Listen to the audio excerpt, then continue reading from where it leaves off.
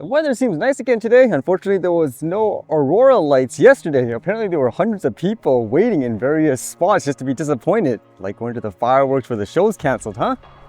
With that in mind, what did I read today? I guess there were a lot of continuous news about that big one yesterday with the massive drone attack of Ukraine against Russia, and apparently there were bits about how the US wasn't aware of it, and will this actually escalate? Like this one says, Russia breaks silence on losing its fighters jets in Ukraine's drone attacks. Tensions between Ukraine and Russia continue to escalate with each passing day. It has now been over 3 years since the two countries became embroiled in war. On Sunday, Ukraine carried out attacks on 5 Russian military airfields located in the Murmansk, Irkutsk, Ivanovo, Ryazan, and Amur regions using FPV drones. The Russian Defense Ministry stated that the attacks in the Ivanovo, Ryazan, and Amur regions were thwarted. So they're classifying it as terrorist attacks with FPV drones that were thwarted per se, and it says there were no reports of casualties among military personnel or civilians. Some individuals involved in the terrorist attacks have been detained. In the Murmansk and Irkutsk regions, several aircraft caught fire due to the FPV drone attacks near military airfields. The fires have been extinguished. However, Russia has not provided any statement regarding the number of aircraft affected or specific details about the aircraft targeted in the drone attacks. Russian Foreign Ministry Sergei Lavrov and U.S. Secretary of State Marco Rubio discussed the prospects of resolving the conflict in Ukraine and the upcoming Russia-Ukraine talks scheduled to take place in Turkey on Monday. And there's a possibility of retaliation. It says the Russian side emphasized that the matter would be thoroughly investigated by the competent authorities and the findings will be made public. Those found responsible will be identified and undoubtedly face appropriate punishment. So it's unfortunate, again, constant fighting, and at the same time I read kind of some interesting perspectives about, I guess, those jets being bombed by the drones as well. Some were stating that they were intentionally lined up there just to showcase it and to say they're not going to use it in general. So it was more of an opportunity, I guess, to blow it up versus they were, let's just say, going to launch it, and then all of a sudden this defensive measures stops that from happening in general, if that makes sense. So if that is the case, that's kind of interesting anyways. But I guess in general, as well, as I mentioned, during war, information is weaponized as well, huh? In terms of which narrative you're going to read or believe in that sense. Although with that thought, there was some innovation news. How about this one? This one says successful autonomous drone test flights on North Sea Edvard Grieg platform. Aker Solutions has installed an autonomous drone system on the Edvard Grieg platform in the Norwegian North Sea, designed to enable more frequent remote inspections. The first offshore beyond visual line of sight inspection flight of the drone was piloted from the company's onshore control center in Stavanger. The drone deployed its autonomous navigation capabilities and sensors to compile high-resolution imagery and data during its inspection rounds. According to Aker Solutions, the success of the operation represented a major step toward fully autonomous offshore inspections. That's becoming a thing everywhere. They just want to use this stuff to automate everything to make it more, I guess you could say, efficient. It says, according to Aker Solutions, the success of the operation represented a major step toward fully autonomous offshore inspections. The drone system on the Aker BP-operated Edvard Grieg platform includes a drone docking station, offshore, and supporting infrastructure. Additionally, Aker Solutions developed software systems and established the onshore control room.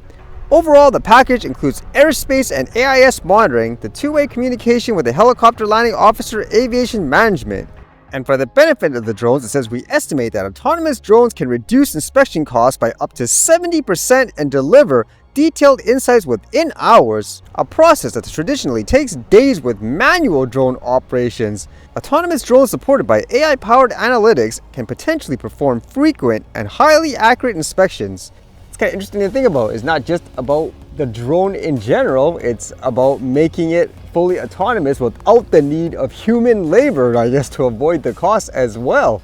And this was kind of an interesting bit of news that was going around a lot online. As you know, during the last Olympics, there was a huge controversy over the boxing matches where a lot of people were alleging the winners, for example, like the Imane Khelif, was actually a guy, but the person's passport, for example, says they're female. And I guess in recent times, people were saying, well, why not you test the person to see whether or not they're, let's just say, male or female. XY chromosomes, for example, XX. Well, apparently at first, the World Boxing said they're going to introduce mandatory sex testing for all boxers. And I guess this would include this person as well.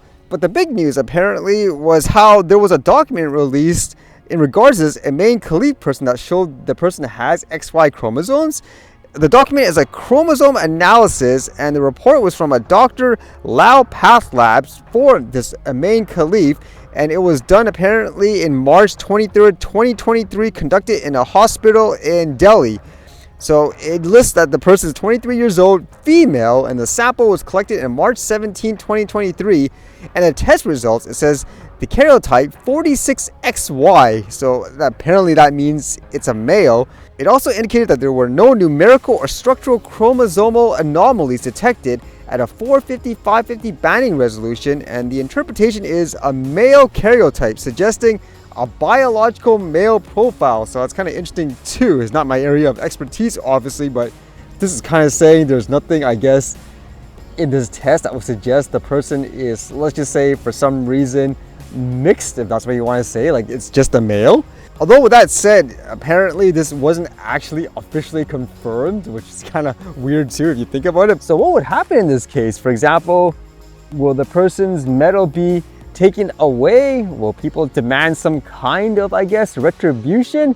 Especially with that huge debate where if it is 100% a male and it turns out, if you think about it, it was a guy punching all these girls and so forth, what would people expect in that regards in terms of, I guess, a way to resolve what happened in the past?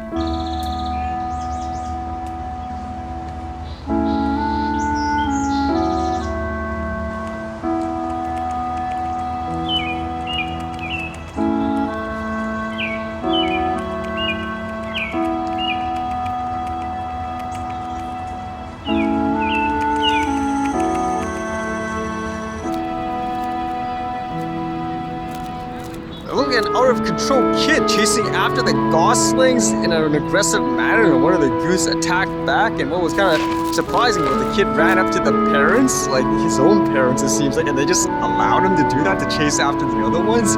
Crazy.